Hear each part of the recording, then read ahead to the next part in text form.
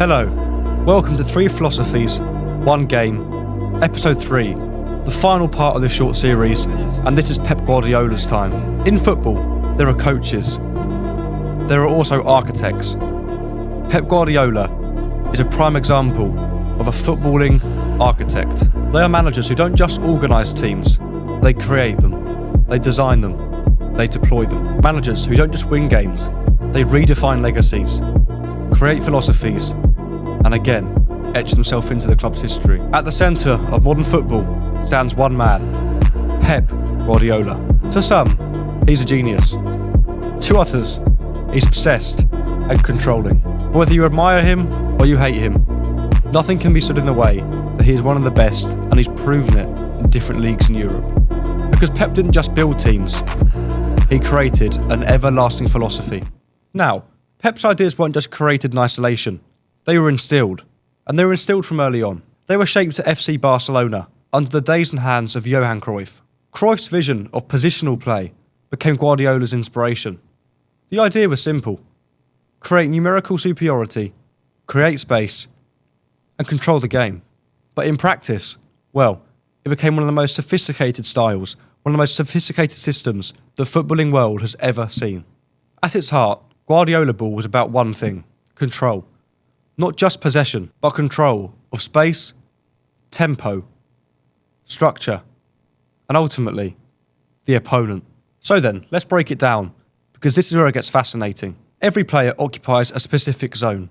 Yes, there's formations, yes, there's roles, but under Guardiola, every player has a sole responsibility, and they make it their own. And it's not random, it's fit with a purpose.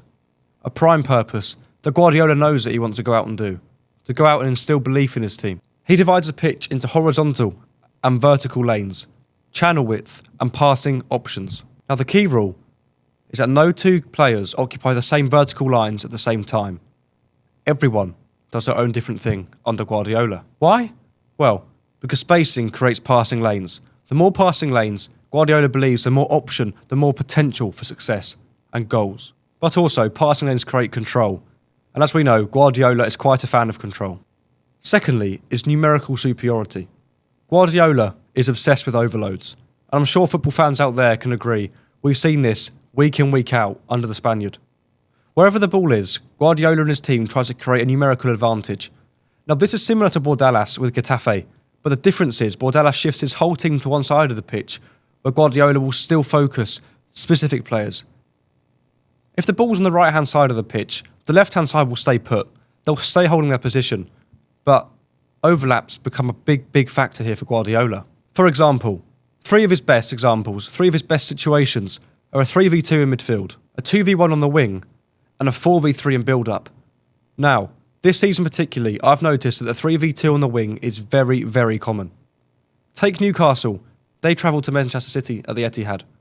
Nico O'Reilly had a fantastic game, and it was him moving from left back to left mid to left wing, changing with Jeremy Doku, changing with Omar Marmoush. They created something special in this game.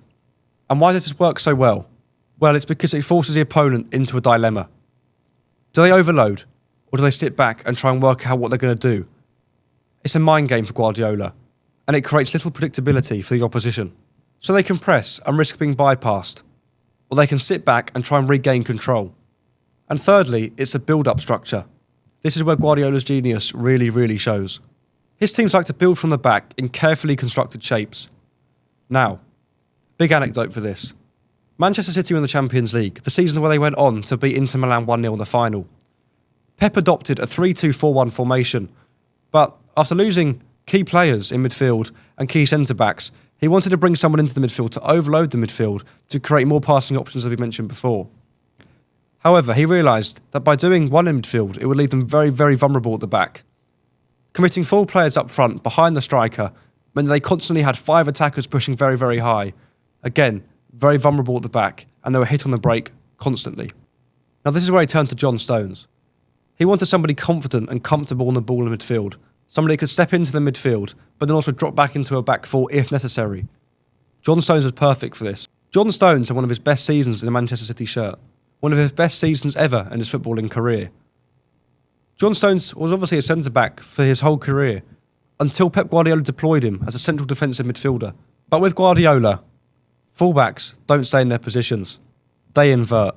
They move into midfield, they create passing options, and the centre-back will often push up into a left mid position. Now with Guardiola, the front four, potentially even front five sometimes, constantly swap positions. For example, Phil Foden.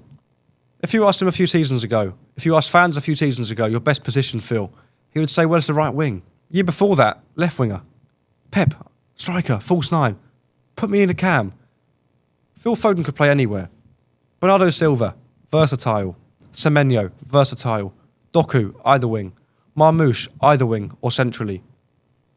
They had so many options. Gabriel Jesus, another prime example.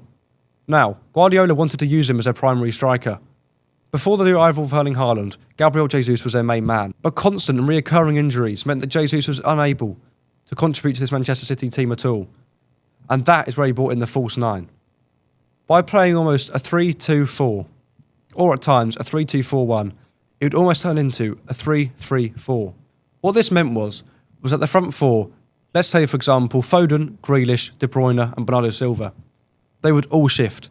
They would all shift positions, and Guardiola believed that if you overload the attack, it creates limited passing options for the defence, and this is where the numerical advantage came into play yet again. Now you could compare this to Ange Postecoglou. As we said, these 3 episodes are going to look at the differences but also some similarities. Now there aren't many, but there were a few, and Postecoglou was a big fan of inverted fullbacks. Udogie and Pedro Porro at Spurs in his first season were used as almost wide midfielders, but then they would tuck in and be very, very narrow. Guardiola and Ange were very, very similar in the way they treated their fullbacks, and Postecoglou even came out and said, I'm just copying Pep, mate. Typical Postecoglou line. Now let's talk about the 5-lane attack. Final third, Guardiola occupied 5 lines.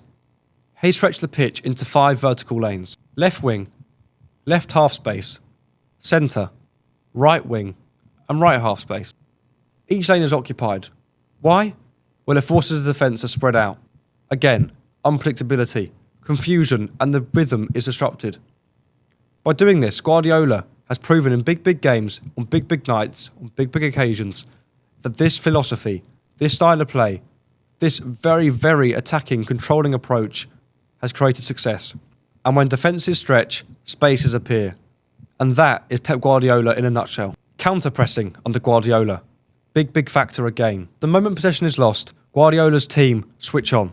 They react instantly. They treat it as a 5-second rule. Win the ball back immediately, before the team has time and space to create transitions. This does 2 things. Prevents counter-attacks, and creates territorial dominance. Now, it's not just attacking football, it's total control football. Now, at FC Barcelona, Guardiola created a dynasty. With players like Lionel Messi, Xavi and Andres Iniesta, they were unstoppable. Short passing, positional perfection, movement. 3 very, very simple things, and it is a simple sport, football, but Guardiola made it look so easy, it was unbelievable. Now, this short passing, positional movement and constant tempo became known as tiki-taka football, because it wasn't just passing, it was positional dominance. But at FC Bayern Munich, things slightly changed. A more physical league, more robust. But Guardiola didn't panic, he knew exactly what to do. Now, it was a more physical league, and he had different players to work with, different players at his disposal to FC Barcelona. So, he introduced more fluid positioning, hybrid defender midfielders, and tactical experimentation. Joshua Kimmich is a key role, and he was a key role under Guardiola for a while. Now, we all know Joshua Kimmich, a CDM mostly, but we all know he can do a shift at right back, central midfield, left back, and he was even put at centre back. To Pep, versatility was so fundamental. Take Bernardo Silva now, for example. He's getting on when it comes to age, but he's a captain in Manchester City. Pep Guardiola instilled so much trust into Bernardo Silva, and he respects it. It's a mutual thing, and Guardiola believes that respect is a 2-way thing, which of course it is. But when it comes to on the football pitch, you must earn your manager's respect and their belief in you to go out there and play for the badge. And at Manchester City, arguably, this is where he perfected everything. Box midfield, inverted fullbacks, rotational systems, and false nines. Players like Kevin De Bruyne and Rodri became weapons. Every pass was calculated. Every small minor detail was thought out. And every position, intentional. So here's what makes Guardiola different. Most teams react. But Guardiola's teams, well, they program the game. Others copy, he dictates. They know where the ball will go, what speed the ball will go at, how long the ball will be in the air for, if they're going to do ground passing or go route one over the top. It's like chess, but played at full speed and with feet, not hands. Of course, like Bordalas and Postecoglou, every philosophy has their critics. Some said it was predictable against low block defences. Some said it was overcomplicated. Some said it confused the players. And sometimes they're right. When space is denied, Guardiola's teams can struggle to dominate. They can struggle to create openings. And those vertical passing lanes, well, they don't exist. But that's a paradox. It's the same structure that creates control. So it brings us back to the beautiful debate. Control versus beauty. Is Guardiola's football beautiful? Or is it too controlled, too machine-like? Because while it produces dominance, trophies, success and legacy, it also raises a question. Is football still art? Or is it too thought out and every movement is planned? In the end, Guardiola ball is more than just tactics. It's a vision of football at its most intelligent. A game of space, a game of structure, a game of control. And whether you see it as perfection or over-engineering, just know Guardiola believed, he created, and he's edged himself into the history of Bayern Munich, FC Barcelona and Manchester City. To create history at one of those clubs alone is a milestone. But to do it at arguably the biggest club in every league respectively is quite a legacy. Because in Guardiola's world, football isn't design. It's beautiful chaos, control, and a special dictated side of play. Thank you.